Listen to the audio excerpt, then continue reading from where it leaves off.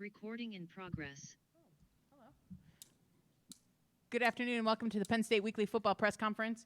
We'll start with an opening statement from Coach, and then we will go to our pre-approved list of media members, and we'll start with Rich Scarcella. Coach? So, first of all, like always, appreciate you guys being here and covering Penn State football. Brief summary of the Purdue game. Some of this I've already covered, so I'll keep it brief. But turnover battle on paper, it says even. But obviously one of those turnovers going for a pick six changes that, although we did score points off of our defense's turnover as well. Penalties, we were able to win that battle, which again, being on the road and dealing with that noise in an opening game, I think is a positive. Drive start battle, we won that. The sack battle, we won that. Explosive plays, we did not. So got to improve in those areas. Players of the game on offense, Olu Fashanu and Kevon Lee. Defensively, Joey Porter, and special teams, Barney Amore. And then the scout team or developmental squad players of the week were Mason Stahl and Vega Ioni on offense. And on defense, Cody Romano and Andrew Sharga. And then on special teams, Cody Romano. Obviously, cool that Sean Clifford was the co-offensive player of the week in the Big Ten. Defensively, Joey Porter was a national player of the week in the Bednarik Award, but he didn't get any Big Ten love for whatever reason. I thought we played hard. When you watched the game, I thought we played hard against a good team. I think that team's going to give a lot of people problems this year. Same team last year that beat number 2 Iowa and number 5 Michigan State. So they've been in big games before. The thing that really jumped out to me in that game is we won situational football, the things that we work on all the time. Offense won a coming out, a sudden change, a 2-minute at the end of the half, and a 2-minute at the end of the game. Defensively, we won a 2-minute at the end of the half and at the end of the game, and a 4-minute to win the game. So I thought that was a big positive for us. Opportunities for growth, obviously too many drop balls. I think the game could have been completely different if we caught more balls, and that's on offense and defense. And then we got to be more explosive. There's no doubt about it. We got to be more explosive on offense. So, I'm pleased overall. Found a way to get a tough, gritty win on the road. And, we were able to come in, practice on Friday, meet on Friday, get those things cleaned up. The players had off on Saturday, and then we went back to our normal work week on Sunday. Not completely normal because obviously we didn't have any corrections to make. Talking about Ohio, six-game series with these guys. Last time we played them was a loss in 2012. Tim Albin is the head coach. I don't really know Tim or this staff very well. Obviously, he's got a tremendous resume and history there. 12 returning starters from last year. Thought they went out and played really well in game one and did some really good things. So that'll be a challenge. When you talk about their offense, Scott Isferding, is the offensive coordinator. Curtis Rourke, their quarterback, stands out as also a captain for them. They're a spread option attack offensively. Obviously, they kind of promoted from within and stayed in-house. So a lot of things that they did last year are still consistent this year. But Curtis Rourke, the quarterback, we're impressed with. Big, strong kid, high completion percentage. The wide receiver, James Bostic, and then the running back, who we're familiar with, is a local kid from Maryland, Bangura. We've been impressed with him. And then on defense, Spence Nowinski. They actually hired away from Miami, Ohio. established defensive coordinator, be able to watch him in game one and then be able to go back and watch what they did at Miami of Ohio, I think was important. Obviously, first games are challenging. Second games can still be challenging because you still don't have a whole lot of data to study. Been impressed with their will linebacker, number 32, Bryce Houston, defensive tackle, number 55, Rodney Matthews, and then strong safety, number 11, Tariq Drake, are guys that jump out. And then the last thing on special teams, Nate Faunis is their special teams coordinator. And they got 4 starters returning on special teams. The punter who punted last year, who's an Australian young man we didn't see in the last game. I'm not sure if he'll be back this week or not. But I thought their kicker, who's a freshman, did a really good job with his op times, and he was 2 for 2. So tremendous challenge. Obviously, today's practice will be important. I loved how our guys handled, both Friday's practice and Sunday's practice. We're a little bit ahead because of that. But, we mainly at the end of the day, we got to get better this week. And that's in every area, offense, defense, special teams, and also individually. If we do that each week as the season progresses, I think we'll like where we're at. Start with Rich Scarcella, Reading Eagle, and then we'll go to Ben Jones. Good afternoon, James. How are you today? Good, Rich. How are you, buddy? I'm okay, thank you. James, after watching film, how would you evaluate the performance of your offensive line? Yeah, I thought the majority of our offensive linemen played well. We had, I think, 1 penalty on the offensive line and 1 sack, so we gotta clean that up. Watching the tape, we had a chance for a few more explosive runs. We had to make that 1 free hitter miss, and we weren't able to do that. But we just got to continue to progress. But 1 sack in the game on the road, first game in the Big Ten. I think we took a step, but there's still work that needs to be done. Ben Jones, statecollege.com, then Corey Geiger. Hey, James, how's it going? Hey, Ben. Good, man. You? Good. I've never gone this early before. It feels vaguely stressful. Joey Porter Jr., normally when you talk about corners, they say that the guys that you don't hear about are the guys that are maybe doing their job the best. It seemed like he got targeted a lot, and certainly maybe historic, the penalties and things like that led to that. But how do you kind of balance a guy who's getting targeted a lot, but at the same time, a guy who is having, apparently a lot of success in those moments? Yeah, obviously it's unusual to have a guy that's as highly thought of as Joey, and I don't know if they necessarily targeted him, but they didn't avoid him. And a lot of times people will just go in a different direction. But I just think they were just going to run their offense and do what they do, and where the defense or the quarterback's progression took them, they were going to go. And I think this guy does as good of a job as anybody in terms of throwing the ball. Both the head coach as the coordinator and the quarterback. They do a really good job at it, and Joey kept getting tested, and as the game went on, really played well. And I think his confidence continues to grow, and obviously it's a great way for him to start the season, not just with the PBUs, but also the tackles. And the next step really for him and for us, just like I talked about in the opening, comment, is about, drop balls.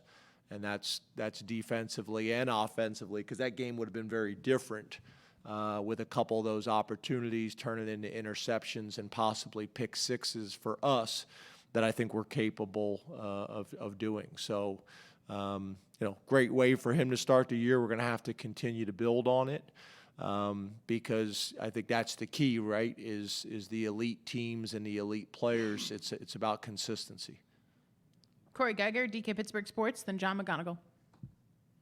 I do apologize about this. I'm usually later, so sometimes I don't always ask about just the team. I wanted to ask you about college football playoff expansion, James. What do you think the benefits of that could be, and how might that change football once that comes into play? Are there any negatives at all, too? Yeah, In season, I haven't really spent a whole lot of time on this, and this obviously came out in season. But obviously the playoff model has obviously changed college football. It really has. And I would say that's really starting with the BCS and now our current model. But I do think if you look at, most of the sports in college football or sports in general, more opportunities for more teams to get in without going too far, I think is important. There's obviously always the discussion about teams, maybe that aren't Power 5, schools that had great years but are left out. Or a situation like us where we won the Big Ten championship, arguably top 2 conferences, if not the best conference in all of college football, and be left out. I think it helps resolve and solve some of those issues.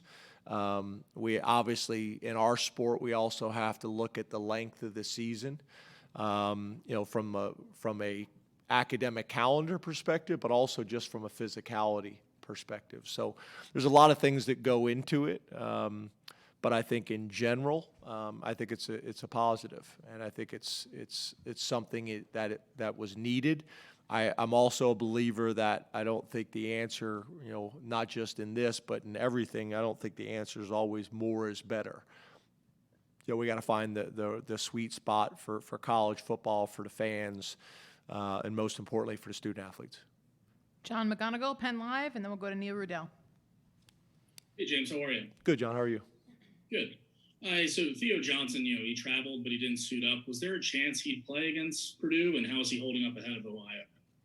Yeah, we were hoping that we may have him available in that Purdue game. That's not our call, but we were hopeful.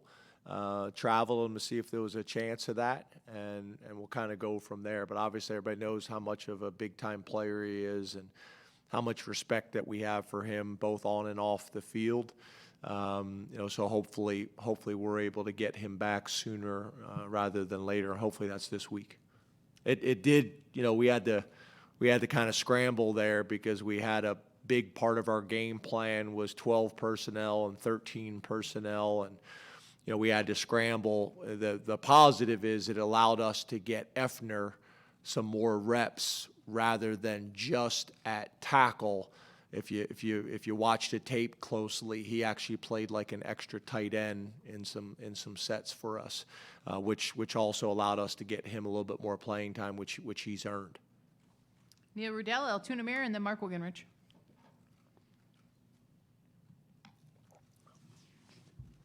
Hey, James. Curious if... Hi, Neil. Yeah, can you hear me? Yes, sir. Please Hi. tell me you can. Hey, I was wondering if you could talk about Dan Rocco's contribution to the staff and his son as well, and just the Rocco family's link to Penn State football, maybe how much you know Frank as well. Yeah, it's obviously really cool. You talk about the dad, I guess it's the grandfather depending on who you're calling the dad, but the grandfather, the dad, the son, the brother. Obviously long history with Penn State football. Obviously very aware of all those things. And I think you guys have seen kind of with our staff when we've been able to connect, from a historical perspective, with some of the staff that we've been able to bring back, whether it's the Roccos or whether it's the Connors or whether it's the Zemitises. I think that's been important for us, Terry Smith, to help bridge that gap, a place with unbelievable tradition and history, and for our players to be able to learn from these guys' experiences, and for me, to be able to hear some of these things in the past and how things were done and why, has been really cool. So, I've known the Rocco family for a long time. Obviously, getting here to Penn State and getting to know the grandfather, well. I to be honest, I mess it up sometimes. I call Danny Frank and call David Danny sometimes. So in general, it helps me if I just say coach, and then whoever turns around, I make eye contact with the guy I'm talking about. But they've been great. Obviously, when you're able to get that experience, that head coach experience, that NFL experience, that Penn State experience, there's tremendous value in that. And then what really helped us a little bit, with David, is him and Ty Howell work together as well. So it allowed me to, really kind of have an understanding. And I got a ton of respect for Ty Howell, who's another guy I didn't mention when we talk about all the lettermen we've brought back. Tyrone as well. Ty Howell worked with David, so I thought that was helpful too. So it's been good. Mark Wogenrich, all Penn State, and then we'll go to Mike Gross. Hi, James. How you doing? Good, thanks. How are you? Good. There's a newly announced today NIL collective that was started by former football players and will benefit Penn State's football program exclusively, which is what it says. What kind of impact could that have for your team? Well, obviously, first of all, we appreciate, all the people, whether they're alumni or fans or donors, with all of the NIL opportunities and groups that are out there. Obviously, this one specifically, wanted to work, with football. The other groups are doing that as well. But this is something that we want to make sure those groups are working together, doing what's best for Penn State and Penn State athletics as a whole. But obviously, certain people are going to have a connection with certain sports that they're more passionate about. So we appreciate what they're doing. Obviously, there's a lot of passion and hard work that's going to go into it. And obviously from a name recognition, from being very supportive with us, not only in this area, but really since we've been back, they've been great. And we look forward to, any opportunities that they can present to our student athletes and our program. We are appreciative of. We really are. I also want to say we got a ton of respect and appreciation for Success with Honor and what they're doing, and I think Pat has really kind of come in, and I think has worked really well with these groups outside of the athletic department and making sure everybody's on the same page and we're all pulling the rope in the same direction. Last question on the phone line will be Mike Gross, Lancaster Newspapers. Good afternoon, James. How are you? Good, Mike. How are you, man? I'm good, thanks. You've talked a lot about developing depth. You've obviously played a lot of people last week. Quarterback is a unique situation. So how likely is it that you would give a backup quarterback a series, not in a mop-up situation, but in a real live competitive game situation over the next couple of weeks?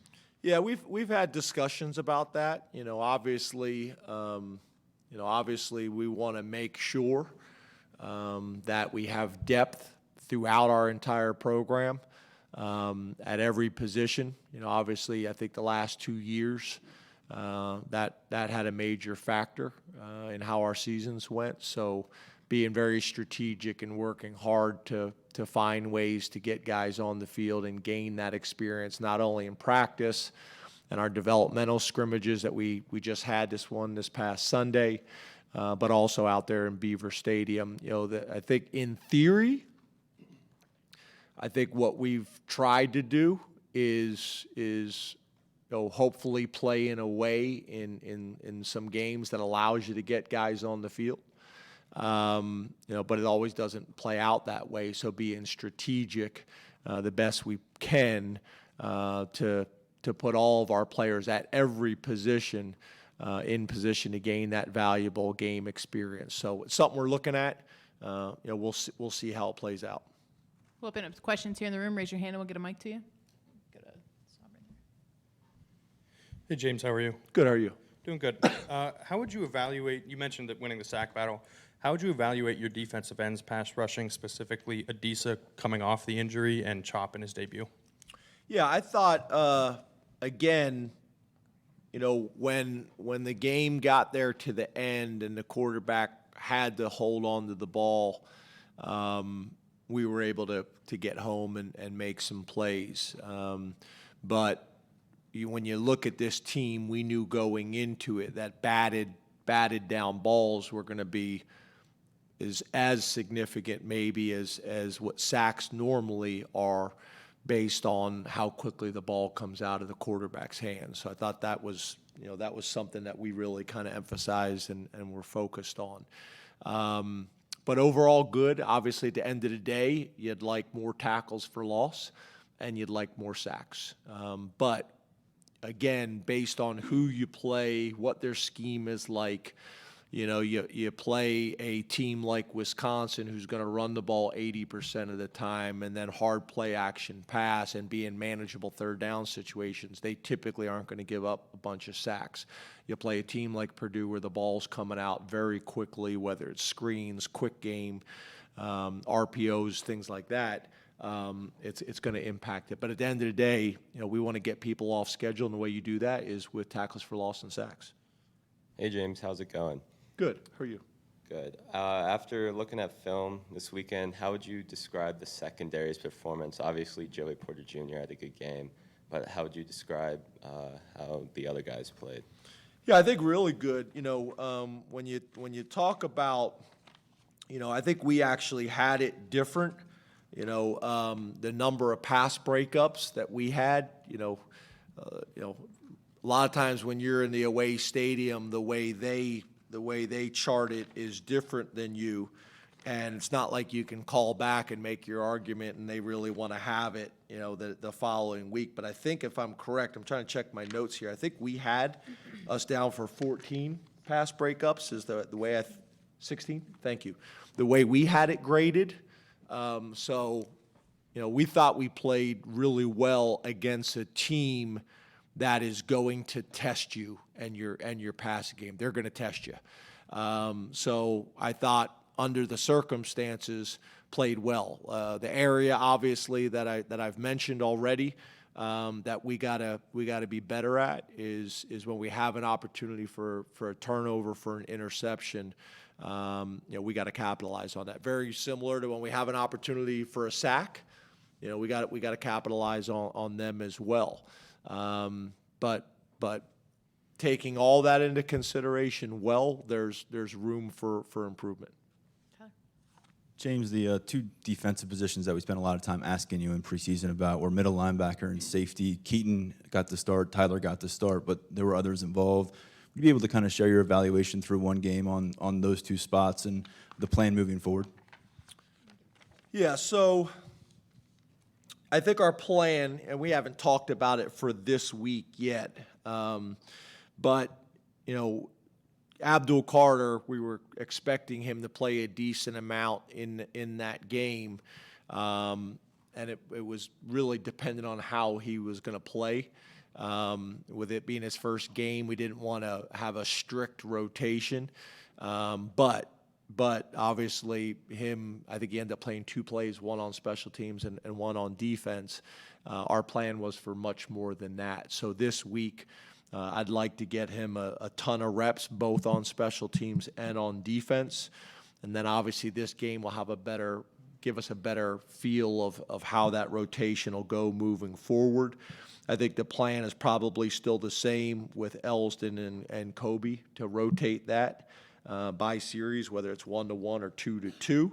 And then at the other outside linebacker spot, it's really different because that position typically gets subbed out by going nickel. So the rotation wouldn't be the same there. Obviously, DeLuca was able to go in and get some reps, but we really see that Sutherland and nickel being the main rotation, with DeLuca being able to get some time. We'd like to see him be able to get some time this week as well. We'll see how that plays out. And then the other guy, obviously when Abdul, gets the targeting penalty, Jamari Budden, which that really wasn't part of the plan. But it just, was an example, as we all know, things don't always go exactly how they planned. And he went in there and functioned within the defense, and we were able to get, Curtis a little bit of a blow. So that was good. Hopefully, he can build on that and gain some confidence and go from there. Hey, James. Oh, sorry. Sorry to interrupt. Oh, okay. Keaton got the start. I'm just curious, moving forward, what you saw from the position game one. Yeah, again, we haven't had this discussion. We haven't even had a practice this week yet, so we haven't made any changes and things like that. But like we've talked about in the past, we've got a lot of confidence in Jalen Reed, got a lot of confidence in Zachy Wheatley. Obviously, Zachy continues to make plays, whether it was in the spring, whether it was in camp when he led us in turnovers, and then he gets in the game on Saturday, and the ball carrier's got the ball in the inside arm, which is something that we teach to do the opposite of, always have the ball towards the sideline for that very reason. But the ball was there, and Zachy has the ability to get his hands on the ball, whether it's interceptions or a critical fumble that we were able to capitalize on, both Joey and then our offense. So no changes right now to announce to you, but obviously all those guys will play. Hey, James. On that turnover in the second half, I noticed that Pat Kraft was on the sideline celebrating with the guys. I think it was Joey Porter. How does it feel to have a guy like that in your guys' corner during the game like that? Yeah, he's got a reputation. So he's told me this and had a reputation like he needs like a get-back coach. He is into it. There's no doubt about it. Which is cool. He was in the locker room with us after the game and on the sideline. But he's got a reputation like he almost wants to be out there, I think. Which I think for our team, and the energy, it's appreciated, it's welcomed. And again, I'd rather that be the problem. Hey, James, how are you? Good, how are you? Good. You mentioned last week kind of building up that receiver depth. Omari Evans didn't play much, but he got in against Purdue. Where's he at developmental-wise, and what have you seen from him, early in camp and this start of the season? Yeah, Omari, as well as Harrison Wallace. Harrison ended up playing a bunch in the game. Omari's a guy that can flat out run. I mean, can run. But is still kind of growing and figuring it out. So Omari, the way we had it set up, I think he was a tap guy for Tinsley. So he's not a rotational guy right now, but he's a tap guy. We'll see how that plays out. We got a bunch of guys each week competing for that backup spot. But he has shown flashes of some really good stuff. Like a lot of players, whether it's in football or in basketball, he's got to learn to play fast without the ball in his hand to create that separation and the timing that we need. But he's shown some really, really good flashes in practice and even in the game that we need to build on. T. Frank, go ahead. Hey, James, how you doing? Hey, T. Your defensive front seven, seems like there's a lot going on there from a schematic standpoint. So how did they handle that from a mental standpoint of execution, and then from a physical standpoint of being able to execute those assignments, actually getting to where they're supposed to be? Yeah, I think what we all hope for, right, is from game 1 to 2 that you make the biggest jump. And specifically on the defensive side of the ball, where we have some new wrinkles and some subtle tweaks to the scheme. But I think that's where we can really take a next step, because we did have some missed assignments at critical times, in the game that we got to get cleaned up, and that's what Friday was for, and that's what Sunday was for. But I think you'll see those guys continuing to progress. And again, giving credit to Purdue, I think they do some good things that challenge you as well. But I was pleased with those guys. We got to continue to grow, continue to gain experience.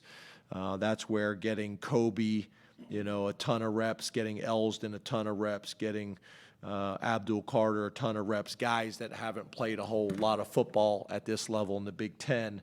We got to get them caught up and as confident as quickly as we possibly can, and then being coordinated with the front. Although in the front, we got a number of guys that have played a lot of football for us, so we just got to build on that. Obviously, getting guys like Zane Durant, getting them a bunch of reps, and Chop Robinson a bunch of reps, and Jordan Vandenberg, the guys that are in that group that haven't played as much football, as maybe some of the other guys. Deny would fall into that category, and then it just made me think.